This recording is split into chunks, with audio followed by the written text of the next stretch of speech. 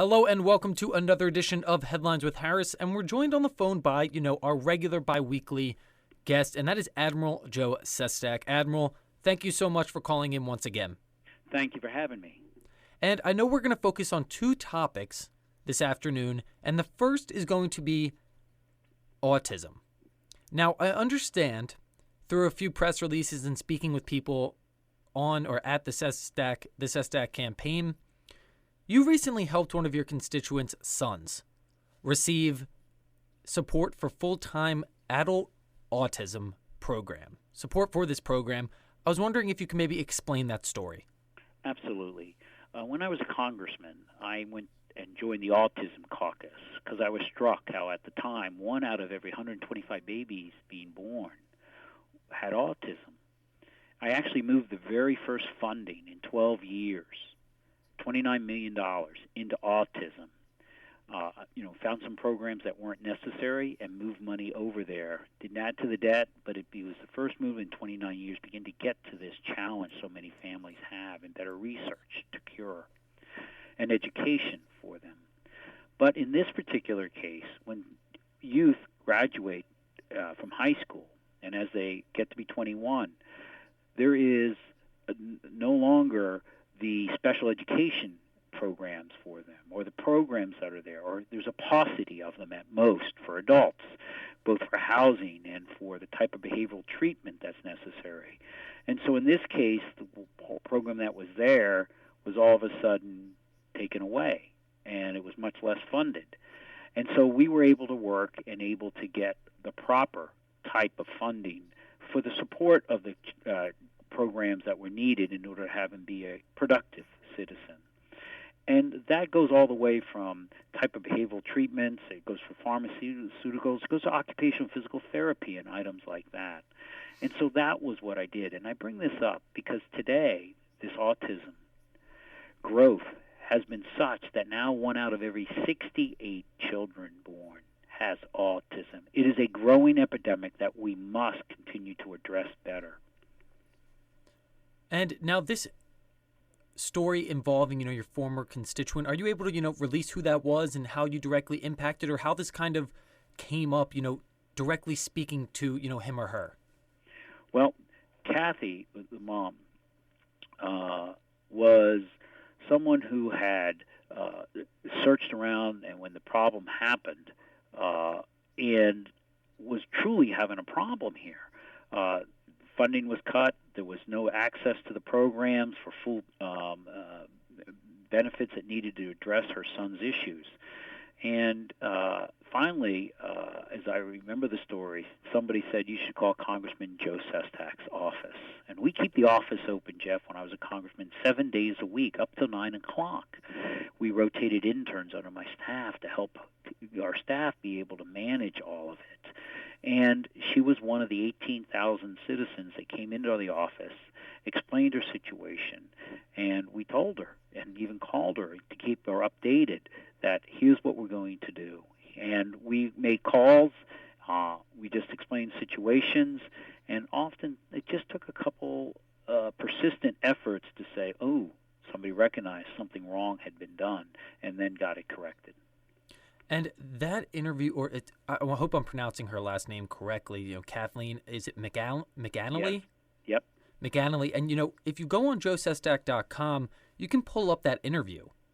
There's actually footage of, or a press conference, I haven't watched the entire thing, of Kathleen McAnally's interview up there on your website. Isn't that right? That is correct.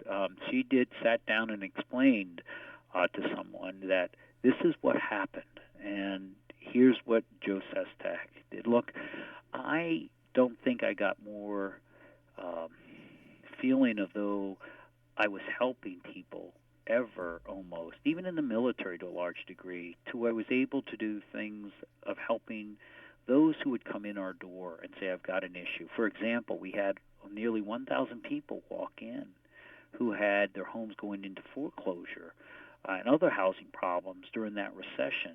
and we saved about 2/3 of them by going to the mortgage companies with them and sitting down with two young men who had just graduated from law school and going over and talking and making sure they weren't rubber stamping these foreclosures and showing them programs by which they could mitigate their loan payments and until they could get back on their feet during the recession. In the case of autism, I have to tell you, right after I got elected, I hadn't even sworn in. I went to an Easter Seal school in Delaware County and saw the challenges that were there to get the right type of habilitative services there, the audiologist, the speech therapist, when those who have these developmental challenges are there. And then so often, if you're able to intervene early, they become very productive citizens. And, this is just one instance of, yourself, of someone, reaching out for help involving autism and, either financially paying for some support or finding different places or organizations that are going to be able to help their loved ones or people that are, suffering from this condition. What else is the Sestak campaign planning on doing or already in the process of doing involving autism awareness? Well, what I want to do is help enforce much better the Affordable Care Act, Lord willing that I'm the U.S. Senator after November's election. And by that I mean that within the Affordable Care Act, I worked hard to have not just mental health be equal to physical health treatments and benefits, but also behavioral treatments, including autism.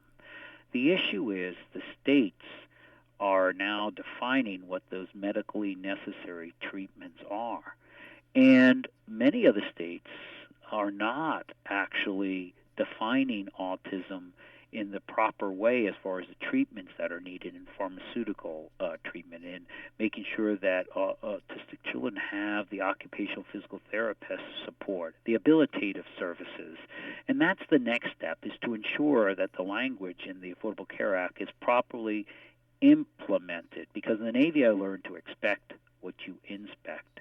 And then the second issue is in education, because we found that it really is in education is almost a medical treatment, because if you're able to have the correct, and there are different types of educational services that help autistic children early on deal with their developmental challenges, and you have the proper teachers trained in those methods, then you're able to better address in the challenges of having them become productive citizens. Again, I bring it back that this is not a small group of people.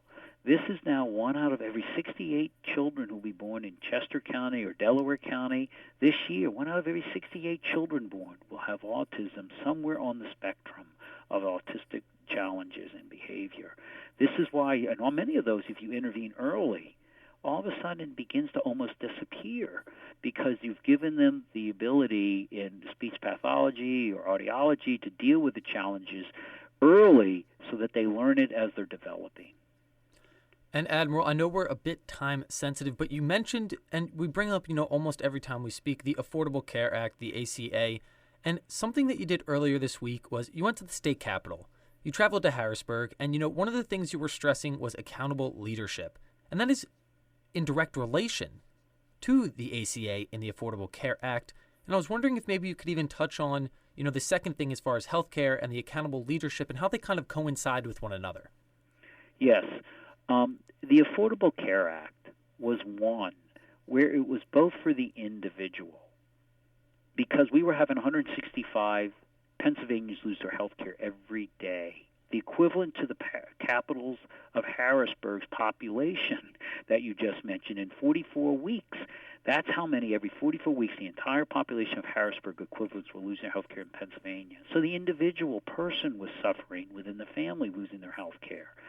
Second, because of the people who were uninsured, we was losing productivity in America up to $100 billion a year. $100 billion less productivity because if you don't have health insurance, you don't go and get preventive care, or you wait till you're very sick, and all of a sudden that cough turns out to be pneumonia once you finally go to an emergency room, and antibiotics are given way too far down the line to have you quickly return to work. So we were losing productivity. So I feel the accountability needed in our leaders was to say, look, we're all in this together. We need individuals to actually pay their fair share, and for those that can't, to be able to have some help for them in the Affordable Care Act to afford health care. Because if they didn't, all of us were suffering by the loss of productivity. And so that is the accountability that I actually believe in. It's why we do it in the military. We mandate health care for everyone. We don't even deploy overseas unless our dental health readiness is above 95%. Maybe it was 90%, I've forgotten now. Because we didn't want, when we're on the front lines being a warrior for our nation, to have an abscessed tooth when you've got to grab bin Laden. And that's how we should be back here. Individuals are on the front line of helping America grow as an economy. And if they're unhealthy, we all suffer for it, just like SEAL Team 6 would suffer if someone has an abscessed tooth. So that's why we give health care to everybody in the military, but we hold them accountable for the performance of their duties. And that's how we do it here under the Affordable Care Act. They're accountable for paying their fair share, but we all benefit by us doing that. So again, we're speaking here on Headlines with Harris with Admiral Joe Sestak, of course, a United States Senate, hopefully, candidate come November. And Admiral, as we always finish up these interviews, what can we expect from, yourself, the Sestak campaign, come the beginning of this new year, but also as, we're getting into the heat of the winter season, heading in towards the spring, that election starts to near a little bit closer, the primaries, and we're now starting to kind of focus down and nail down some of these hard facts. What events and things can we expect, come in the month of February from the Sestak campaign? You're going to see us continuing to talk on issues that most matter to the people of Pennsylvania. I am going to be telling seniors in some events that I went down to Washington, D.C. as their congressman and fought hard to save Medicare because it would have begun running out of money next year, 2017. And I went to Washington to fight, and that Affordable Care Act saved Medicare from running out of money for up until 2030. And then so I want to go back down there and make sure that Medicare and Social Security, because Social Security begins running out of money about that time, are both saved for our seniors. We owe it to them. So you're going to see events on that, for example. And how can jobs not only be created, but how do we raise wages for everyone, not just the minimum wage, which should be raised immediately to $10.60, and studies show jobs won't be lost, but how do all wages begin rising as manufacturing is about to come back home, and education. I was on the education committee. I fought for pre-K for everyone. I voted, and we did it, to cut the student loans in half and their interest rates from 6.8 to 3.4. But if we cut it in half again, the U.S. government will no longer be making $127 billion of profit. They will make no profit, and students' interest rates can be cut by another couple percentage points. And I'm going to show how that can be done in events that we're going to do. And at the end of the day, I want everyone to know it is about service. It's also why, Geoff, I turned down those lobbying jobs that were offered to me, and they were quite lucrative, and went to teach because I wanted to come back and serve again to people because we are in a fight for the American dream, and that's what I want to do, and that's what these events are intended to show people, how we can do it together. Well, Admiral, as always, we appreciate taking the time out of your busy schedule. Now that it is 2016, an election year, the time out, the brief time that we get to speak with you every month, a few times a month, to inform residents of Pennsylvania, but even more importantly, residents of Chester County here locally about the events and things that are going on in your spectrum, in your forum. So again, thank you so much. Thank you, Geoff. Have a great day.